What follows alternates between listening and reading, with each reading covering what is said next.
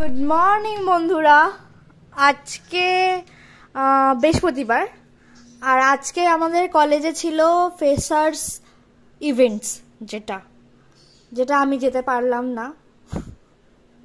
আমার ভীষণ পায়ে ব্যথা পেরেছে আর ইচ্ছা করছে না সত্যি বলতে। আর যেহেতু আমাদের অডিটোরিয়ামটা একদম বদ্ধ বলতে অনেক বড় হল রুম, কিন্তু অনেক আটকানো আর পুরো বক্স বাজবে তো সেই জন্যে আমি এই ক্যান্সার হওয়ার পরে তো সেরকম ভাবে আর কি বড় মাইকের সামনে তো অত যাইনি।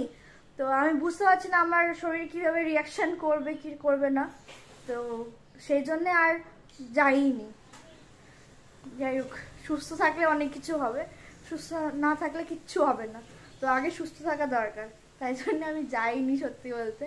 কিন্তু এই যে একটু মনটা খারাপ করছে যে প্রথমবার কলেজে এরকম ইভেন্ট হবে, প্রথমবার বলতে আমার লাইফে প্রথমবার যেতে পারলাম না, এটা একটু মনটা খারাপ করছে। যাই হোক, আজকে অনেকগুলো কাজ আছে, করতে হবে।